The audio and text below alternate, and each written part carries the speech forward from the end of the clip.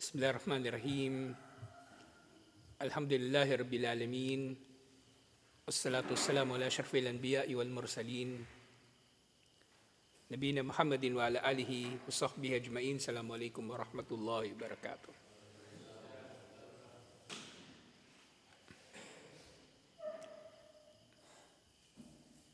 So ngayon insyaAllah, suwar min hayatis sahaba. Tutuloy natin insyaAllah yung tungkol kay Sa'id bin Amir al-Jumahi. So siya yung sahaba na hindi masyadong kilala ng mga tao. Pero yun nga, konti lang natatala sa kanya pero memorable o kumbaga notable yung kanyang tala ng kasaysayan. So malaking bahagi nung natusulat nga rito ay tungkol doon sa pagkakasaksi niya sa pagpatay kay Khubay bin Adi at yung kanyang pamumuno sa Hims. Ayun nga yung nakaraan, dumating sa Madina yung mga taga-Hims. At sabi ni Omar, "Uktubuli asma'a fuqara'ikum hatta asudda hajatahum." Isulat ninyo, ilista ninyo ang pangalan ng mga may hirap sa inyo para ibigay ko ang kanilang mga pangangailangan. At naglista nga yung mga tao, Fulanun wa Fulan wa Sa'id bin Amir. Si Fulano, tapos si Fulano, tapos naalala nila bigla siguro, si Sa'id bin Amir pala, pulubi rin, mahirap din. At yun nga, sabi ni Omar, "Waman Sa'id bin Amir." Sino tong Sa'id bin Amir? Kasi pwedeng may kapangalan lang, di ba? Pwede magkakapangalan lang sila. Sabi ng mga tao, "Amiro na, ang aming pinuno, ang gobernador ng Hims." "Amiro kum fakir," sabi ni Omar. So si Omar hindi siya, stricto siya pagdating sa mga bagay. Parang naging mahirap yun, gobernador yun. Sabi nga niya, "Naam," sabi ng mga tao, "Oo, wa wallahi innahu latamurru alayhi al-ayyamu at-tawalu wala yuqadu fi baytihi narun." Sumpa kay Allah, lumilipas ang maraming mga araw na hindi pinapaningas sa bahay niya ang apoy. Ibig sabihin, hindi siya nakakapagluto. So ngayong nakaraan, di ba, itinanggi ni Sa'id bin Amir na susweldo siya. Ayaw niya tumanggap ng sweldo. Kasi sapat na yung tinatanggap niya mula sa Baitul Mal na yung atiya. Sapat na raw yun para sa pangangailangan niya. Sobra pa. Pero ngayon nalalaman natin ngayon, ni sa pagluluto, kulang pa yung pera niya. Ibig sabihin, kung ano yung natatanggap niya sa Baitul Mal, baka pinangsasadaka pa niya. Ipinagtutulong niya sa mga tao. So itong mga panahon na ito, ilalagay natin sa konteksto. Ano ito, di ba? Namatay na si Propeta Muhammad sallallahu alaihi wasallam dito. Namatay siya 633. Di ba? So si Abu Bakar, 625 namatay. Sa mga bandang ito, 625 hanggang 635. So mahirap talaga yung buhay sa panahon na ito. Hindi pa masyadong laganap nga rito yung pangangalakal, konti pa masyado yung trabaho, walang masyadong tela para magkaroon ng damit yung tao. Kahit damit, kapos sila. Pagkain lalo na. So si Sa'id bin Amir ay gumagawa ng paraan mula sa kanyang sariling pera na matugunan ang pangailangan ng mga tao. Kaya siya nagkakaganon. Isang mabuting halimbawa ng mabuting pinuno, alhamdulillah. Yun nga, nang narinig ito ni Omar, "Fabaka Omar hatta ballalat dumu'ahu lahiyatahu." Naluha daw si Omar sa narinig niya na yung kanyang gobernador ay mahirap. So napaka-stricto ni Omar. So nga nabanggit ko nung nakaraan, kahit si Abu Huraira, pinaghihinalaan niya. Si Abu Huraira, pinaghihinalaan niya ng corruption. Kasi biglang yumaman sa Bahrain. Nag-imbestiga siya, kaya pala yumaman si Abu Huraira. Magaling siya magparami ng kabayo. Kung sa kabayo, hindi lang naman Muslim yung pwede pagbentahan ni Abu Huraira. Marami, pati kuffar, pwedeng bibili sa kanya ng kabayo. Malaki ang demand sa kabayo. Kumbaga, yumaman siya. Pinaimbestigahan siya ni Omar, bakit siya yumaman. Pero ganun din kapag nakakita si Omar ng pagiging matuwid sa kanyang mga pinuno, ganito, naluluha siya. Naluha siya hanggang sa nabasa ng kanyang luha ang kanyang balbas. Thumma amada ila alfi dinarin faja'alaha fi surratin. At nagpakuha siya ng 1,000 dinar. So itong dinar na ito, ilalagay uli natin ito sa konteksto.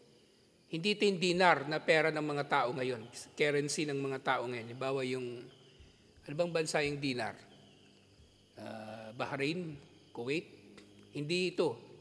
Ang dinar na ito, ginto ito na na coins o ano pa mang halaga ng ginto noon. Sa malaking halaga ito. Ngayon nga kahapon nakita ko sa Lazada. Yung Cebuano Luwelier pala, nagbebenta sila ng yung mga gold bar na maliliit, mga tig 5 grams. Yung 5 grams, binibenta nila ng 18K gold lang yun, hindi yung 24. 18K lang yun. Hindi yun purong ginto na yung katulad ng nangyari sa mga gold bar. 37,000. Yung 5 gramo. So divide natin sa 5, 7,400 ang 1 gramo. So yung 1 dinar, magkano na yan? Malaking halaga na ito. Itong 10,000 dinar na ito na kinuha ni Omar. Sabi ni Omar, nung nilagay niya ito doon sa isang supot, isang lalagyan, ikra'u alayhis salamu minni. Ikra'u alayhis salamu minni. Batiin ninyo siya ng salam para sa akin, si Sa'id bin Amir. Waqulu lahu, at sabihin ninyo sa kanya, ba'atha ilayka amirul mu'minin bihadal mal, litasta'ina bihi ala qada'i hajatik. Pinapadala ni Amirul Mu'minin para sa iyo ang pera na ito upang gamitin mo sa pangangailangan mo. Ang pera na ito espesyal kay Sa'id bin Amir. Hindi ito pera ng iba pa yung ayuda na sinasabi ni Omar na papadala niya doon sa mga mahihirap sa Hims. Para kay Sa'id bin Amir lang talaga ang pera na ito. Para kay Sa'id bin Amir lang. At yun nga, Ja'al wafdu li Sa'id bisurra. At dumating na nga yung mga tao, dala-dala nila kay Sa'id bin Amir yung supot ng pera, 10,000 dinars. Panadara ilayha faidahiya dananir. At ang tiningnan nito ni Sa'id bin Amir, binuksan niya yung supot, nakita niya nilalaman nito yung mga dinar. Faja'ala yub'iduha anhu. So diba nung sabi ni Omar, ibigay ito kay Sa'id bin Amir, sabihin sa kanya ito, special para sa kanya. Pero nung nakita ito ni Sa'id bin Amir, inalayo niya ito sa kanyang sarili. Inalayo niya. Hindi man niya tinapon, pero inilayo niya. Habang sinasabi, wa huwa yaqul, inna lillahi wa inna ilayhi raji'un. So na bad trip pa siya, o nalungkot pa siya doon sa pera. Para naman sa kanya yun. Ngayon, di ba? So tingnan mo na lang sa napakalaking contrast sa ugali ng mga pinuno ngayon. Yung mga pinuno ngayon, pera ng bayan, pera ng kabangbayan, inaangkin kanila. Sasawapangin pa niyo, gagawa pa yun ng kuno-unong dapat ko lang kunin to kasi babawiin ko lang yung mga nagastos ko eh. Nagabono ako nung nakaraan na, o babawiin ko lang to ngayon dito sa natanggap nating sadak. Kaya mula nang dumating talaga ako rito, hindi ko na talaga si Manong ng pera. Kasi alam ko hindi ko magugustuhan yung sasabihin niya eh. Hindi ako nakikipag-usap sa kanya tungkol sa pera. Pinagtitiisan ko kasi magkakagulo lang eh. Mga magalang yung mukha niya. Pag nag-uusap kami tungkol sa pera, hinayaan ko lang. So, napakalaking pagkakaiba. Sabi ni Sa'id bin Amir, inna lillahi wa inna ilayhi raji'un. Ka'annama nazalat bihi nazilatun aw khalla bisahatihi khatbun. So napakalakas ng pagkakasabi niya o kaya napaka-expressive ng pagkakasabi niya na para bang dumating sa kanya ang isang matinding sakuna o merong matinding nangyari doon sa kanyang opisina. sa kanyang opisina, na kung saan siya nag-oopisina bilang gobernador ng Hims. Nang narinig ito ng kanyang asawa, fahabat zawjatahu mad'uratun. Nang narinig ito ng kanyang asawa, napatakbo yung asawa niya papunta sa kanya, na nag-aalala, ano ba nangyari? Qalat, ma sya'nuka ya Said? Ano nangyari sa iyo, Said? Amata Amirul Mu'minin. Sasabi ng asawa, ano nangyari? Ba't nag-inna lillah? Namatay ba yung Amirul Mu'minin? Kasi sa panahon ni na Said bin Amir, ang pinakamalaking sakuna na pwedeng mangyayari sa kanila, yung mamatay ang khalifa. Katulad paano namatay si Propeta Muhammad sallallahu alaihi wasallam, paano namatay si Abu Bakar Siddiq. Di ba si Abu Bakar Siddiq nga, di ba? Inilihim pa ng mga sahaba. Lalo na si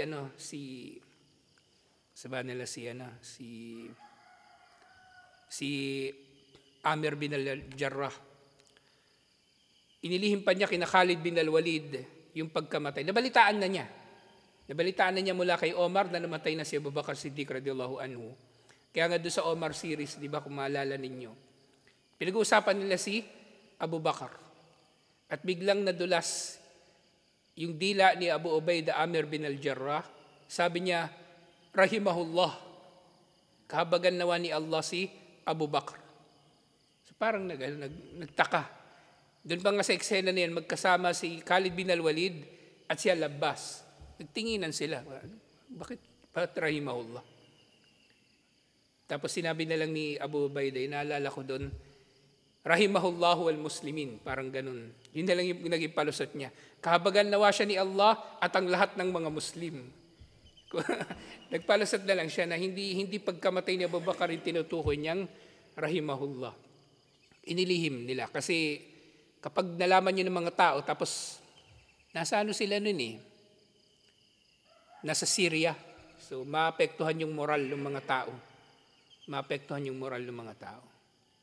So nilihim nila. Pero nalaman din nila bandang huli. Pero nga, dito, para sa kanila, ang pinakamatinding sakuna na maaaring mangyari, kasi sila yung pinakamakapangyarihan na sa panahon na ito Yun ay mamatay ang khalifa. Mamatay ang Amirul Mu'minin. Pero sabi ni Amir, o Said bin Amir, bala adamu min dalik. Hindi namatay ang khalifa. Pero mas matindi pa dyan ang nangyari.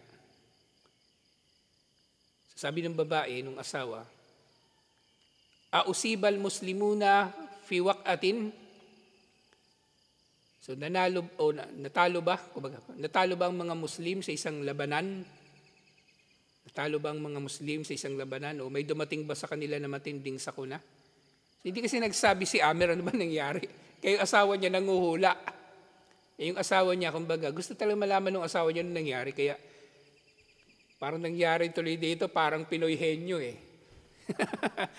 may sinasabi yung asawa, tapos sinasabi yung Said bin Amir, hindi, oo, pwede, ganun.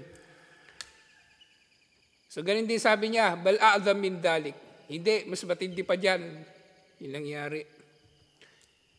At yung nga sabi ng babae, ma'adam min dalik. Ano pa bang mas matinding mangyayari dun? Ano pang pwedeng mas matinding mangyayari sa pagkamatay ng khalifa o pagkatalo ng mga Muslim?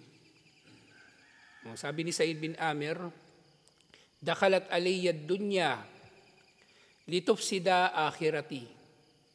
Dumating sa akin ang dunya upang sirain ang aking kabilang buhay. Ang tinutukoy niyang dunya, yung pera. 10,000 dinar. 10,000 dinar. Wahallatil fitnatu fi baiti. So ulit, tinutukoy niyang pera, yung fitna. So dumating daw ang dunya upang sirain ang kanyang kabilang buhay at dumating ang fitna sa kanyang bahay. So yung pera, tinawag niyang tagasira ng akhirah at fitna. Isipin niyo yan. Pera yun, nagagamitin niya para sa kanya sarili, personal. Kinatakutan niya na angkinin kasi pwedeng, yun nga, ililigaw siya. So ganito nila iniwasan ang yaman. Kasi, yun nga, maaaring nalalaman din ni Said bin Amir yung hadith tungkol sa yung mauunang papasok sa paraiso yung may hirap kaysa sa mayaman ng 500 years. At yung 10,000 dinars, hindi ito basta-bastang halaga. Kung sa milyong halaga ng piso, baka ano ito sabihin natin 10 milyon na lang, sabihin natin, yayaman ka na dun. 10 milyon, halagang 10 milyon. Ano mang negosyo, pupuhunanan mo ng 10 milyon, pwede na. Inshallah, pwede na.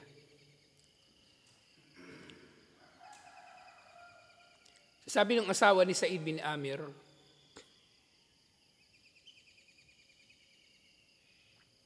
takallas min'a wa hiya la tadri min amri dananira shay'an. Sabi ng asawa ni Said bin Amir, nag-uusap sila ng ng matino.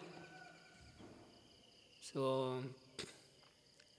kung ganyan pala, i-dispatcha mo na yan. I-dispatcha mo, alisin mo na yan dito. Alisin mo na yan dito, yung mga pera. Dahil yung pera na yan,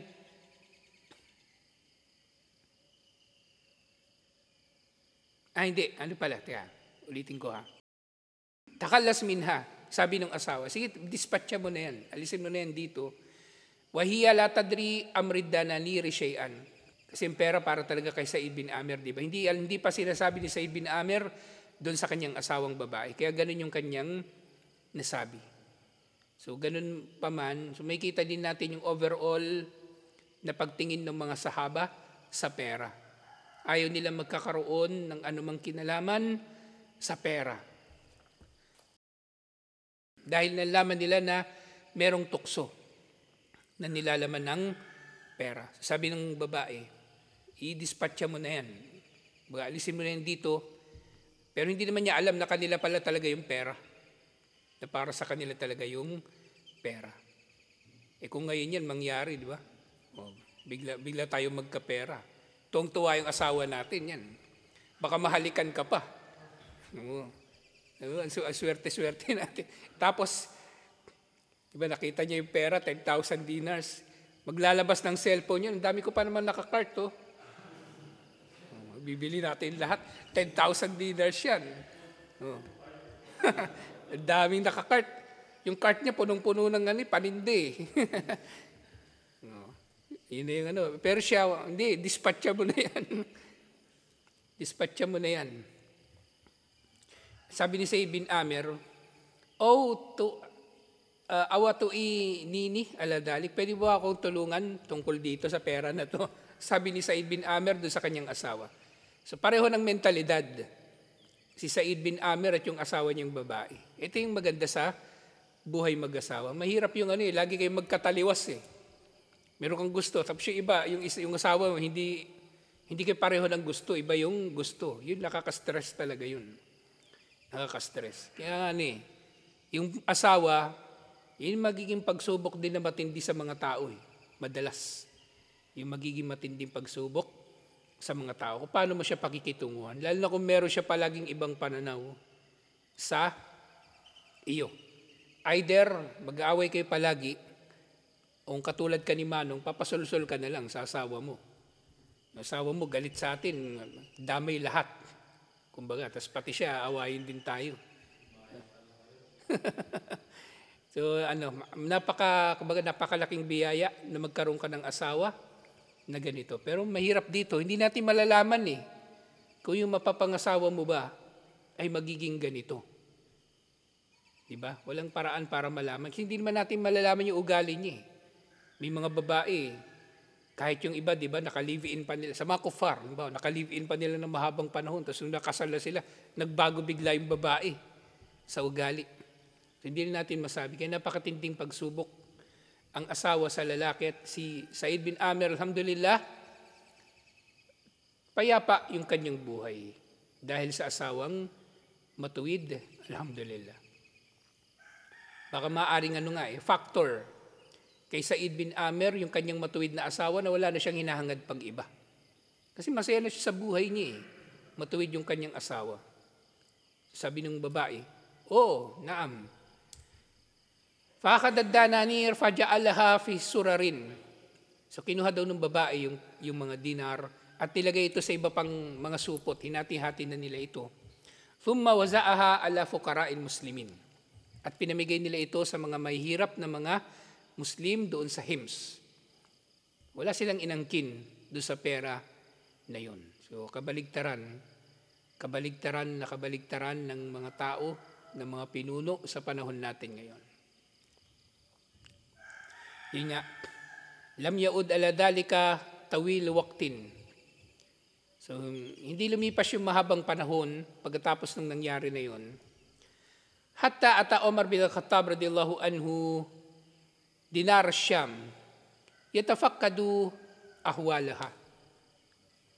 So si Omar, kumbaga,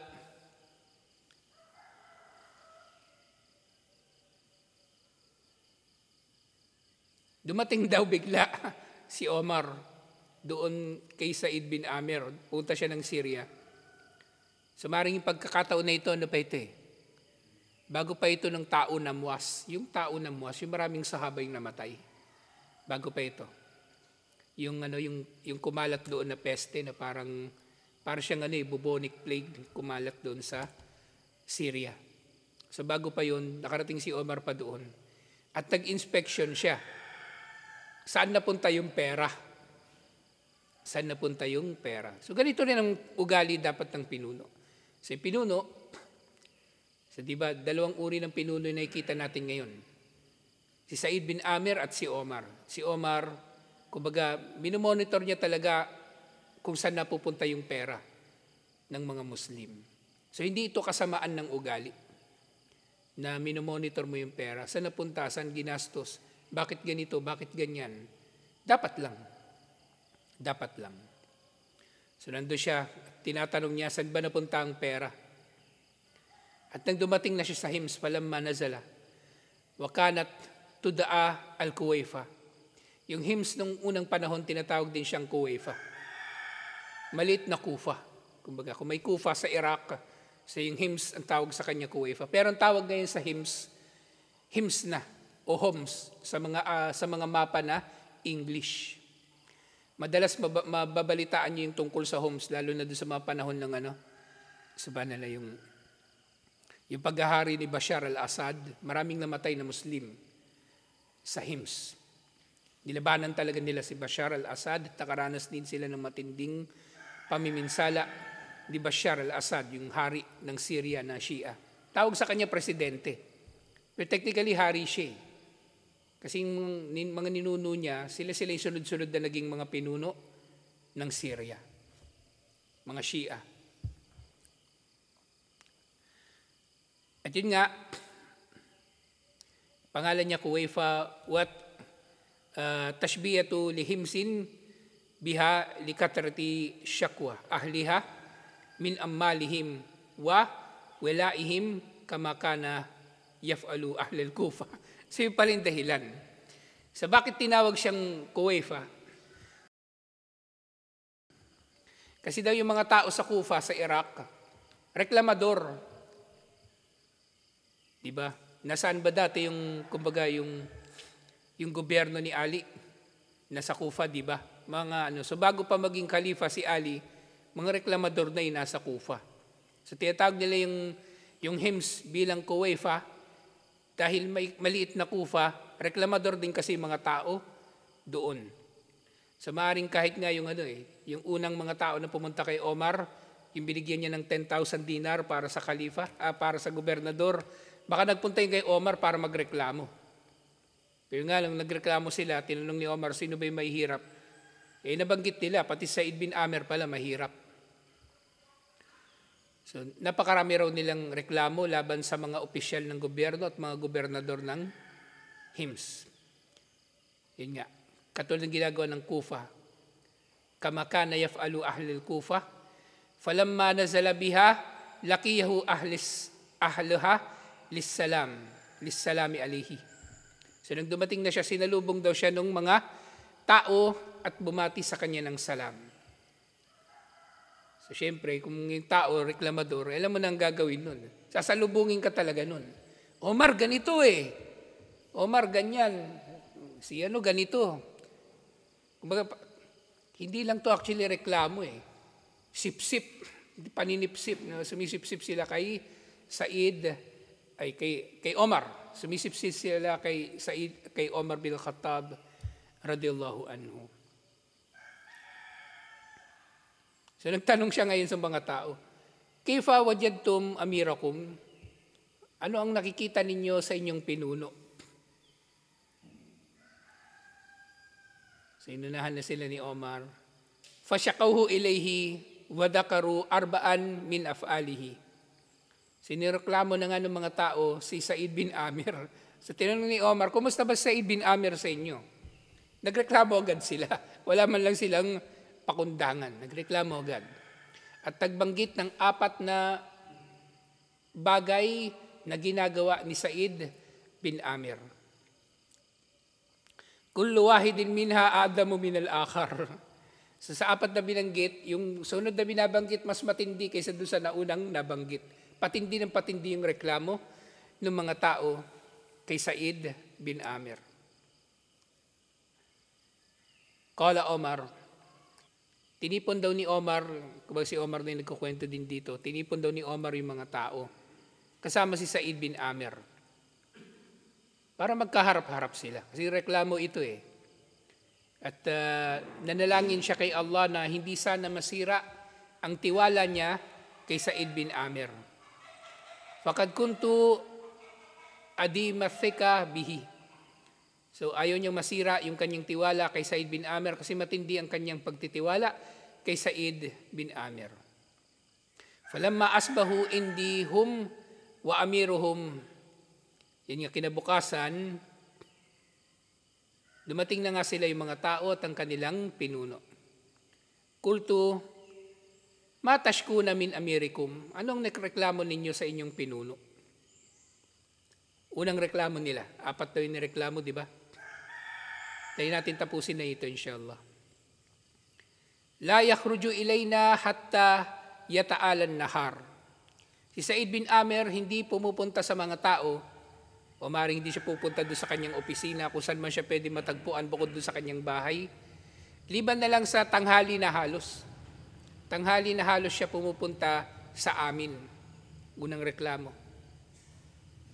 So tinanong agad di Omar, si Said, "Wama taqulu fi dhalika ya Said?" Ano masasabi mo tungkol dito, Said? Fasakat kalilan, nanahimik ng sandali si Said, saka lang siya nagsalita. So ganito kapag ano, ganito yung yung sinasabi ko kay Ismail sa barangay. Sa barangay, tahimik ka lang, magpakumbaba ka doon kasi yung mga tao doon, gusto lang nila magsusorry yung tao tapos okay na. Kasi tapos na yung trabaho nila eh.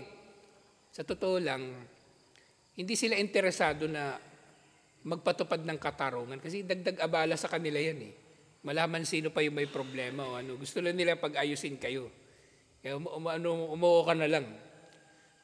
Umuo ka na lang. So tumahimik lang Said bin Amir. At nung pinagsalita siya, saka lang siya nagsalita. So, sabi niya, "Wallahi, inni kuntu akrahu an aqula dhalik." Kinamumuhian ko na sabihin ang dahilan kung bakit ko ginagawa yun. Na-late siya na lumalabas ng bahay. So after sala ng Fajr sa masjid, late na siya lumalabas doon sa mga tao para gawin yung trabaho niya bilang gobernador. Amma innahu la budda minhu. Pero nga kailangan ko sabihin, fa innahu laysa li ahli khadimun. Late ako pumunta sa mga tao kasi walang katulong ang pamilya ko. Wala siyang katulong. Faaqumu fi kulli sabahin faajinu lahum ajinahum. Pagbangon daw niya sa umaga, siyempre pagkatapos ng sala, nagmamasa pa siya ng harina para sa kanyang pamilya. Thumma atraytu kalilan hatta yahtamira. At maghihintay daw siya hanggang sa ito ay kumbaga mamula. Yung harina, kumbaga umalsa. Thumma atraytu kalilan hatta yahtamira. Thumma akhbizuhu lahum. At gagawin niya itong tinapay. Thumma atawadda'u wa akhruju linnas. Pagtapos lang ay magwudu siya at pupunta sa mga tao. So dito, binanggit na madalas na nagiging dahilan ni Said bin Amir yung nagmamasa siya ng tinapay. Ngayon, di ba, sabi ng mga tao, lumilipas yung ilang mga araw na hindi siya nagsisindi ng apoy. So hindi siya nakakapagluto. So nga, maaring nakakapagluto si Said bin Amir ng tinapay, pero hindi siya nakakapagluto ng ulam. Puro tinapay na kinakain niya. Maaring ganun yung nangyari sa kanya. Qala Omar, sabi ni Omar, fakultu lahum, wa ma tashkuna minhu aidan. Ano pang reklamo ninyo? Kasi settled na yung nauna eh. Ano pang ibang reklamo?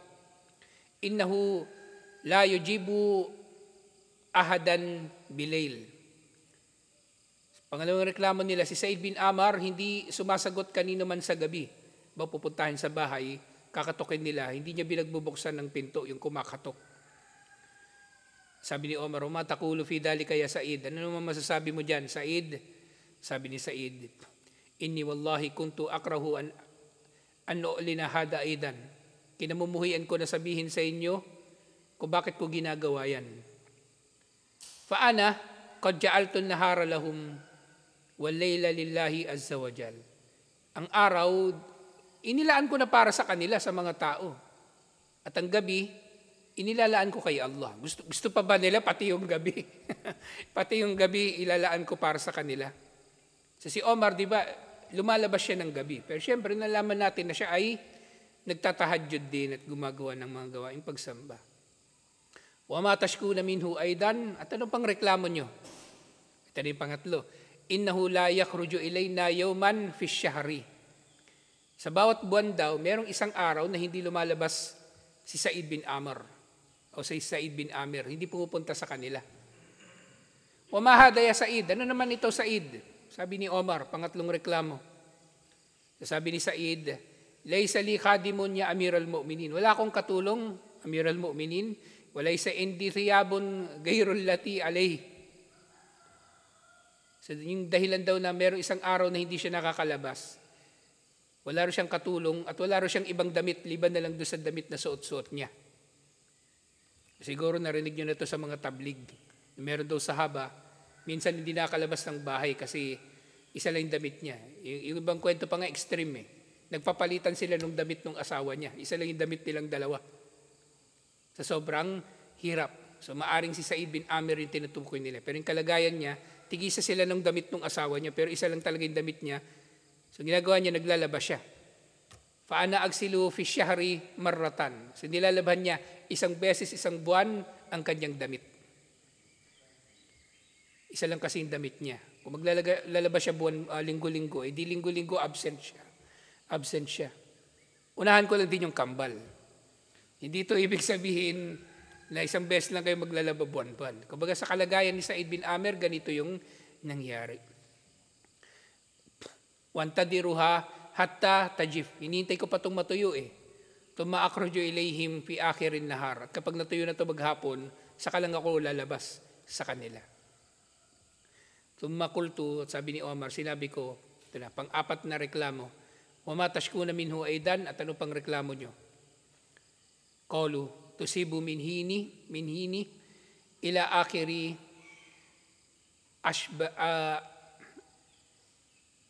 asyatun. Fayagibu amman fi majlisihi. So, hinihimatay daw si Said bin Amir paminsan-minsan. At kapag hinimatay na siya, kumbaga hindi na siya mga magising na, kumbaga parang nawawala na rin siya sa harap ng kanyang mga kasama. Doon sa kanyang pagtitipon, kumbaga. So tinanong ni Omar, wa ma hada ya Said? Ano naman ito? Said. So pinaliwanag niya kung bakit siya hinihimatay. Sabi niya, Shahidtu masra Khubayb bin Adi. So kinukwento niya na nasaksihan niya ang pagbitay kay Khubayb bin Adi. Wa ana musyrikun, hindi pa siya Muslim ng panahon na yon. Wa ra'aytu Quraisyan taqatta'u jasadahu wa hiya taqulu lahu atuhibbu an yakuna Muhammadan makanak. Sa buhay pa si Khubayb bin Amr, si Khubayb bin Adi, hinihiwa daw ng Quraysh yung laman ni Khubayb bin Adi, dahan-dahan. At sinasabi ng Quraysh sa kanya, gusto mo ba palit na lang kayo ni Muhammad ng lugar, ng pwesto? Siya na lang yung nandyan sa pwesto mo? Gusto mo siya na lang yung nandyan sa pwesto mo? Sallallahu alaihi wasallam. At sabi niya ni Khubayb, wallahi ma uhibbu an akuna aminan fi ahli wa waladi. Hindi ko nagugustuhan na ligtas ako kasama ang asawa ko at mga anak. Wa anna Muhammadan tasyukuhu syaukan. Hindi ko gusto na ako ay ligtas kasama ang aking pamilya habang si Muhammad sallallahu alaihi wasallam ay tinutusok ng tinik. So kahit tinik ayaw niya na matutusok nito si Propeta Muhammad sallallahu alaihi wasallam. Wa inni wallahi ma dakartu dhalika al-yawma wa kayfa anni taraktu nasratahu illa dalaltu anna Allah la yaghfir li. Sabi ni Said bin Amir, sumpa kay Allah,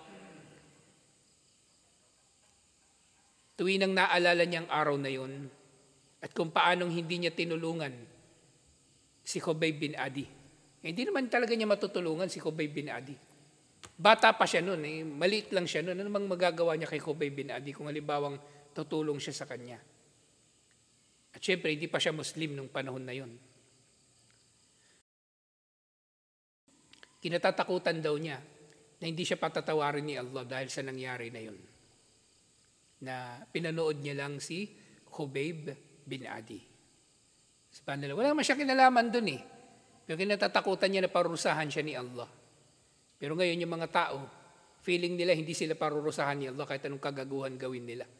Kahit anong pandurugas gawin nila, kahit anong kasamaan gawin nila sa Muslim. Yung sakina dyan yung isang gabi pinatawag kita Ismail, tataka ko bakit bukas yung ilaw. Iniisip ko tuloy, siguro sinasadya yan para palakihin yung bill natin ng kuryente.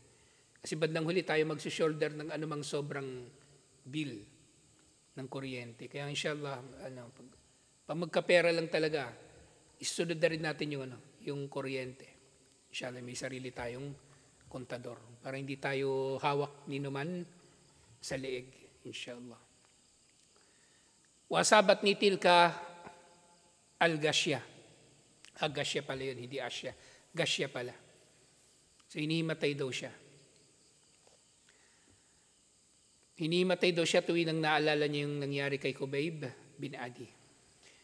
At nung narinig na yung lahat ni Omar, sabi niya, alhamdulillahilladzi lam yukhaybu dhanni bihi. Papuri kay Allah na hindi sumira sa aking tiwala, sa aking pag-aakala kay Said bin Amir.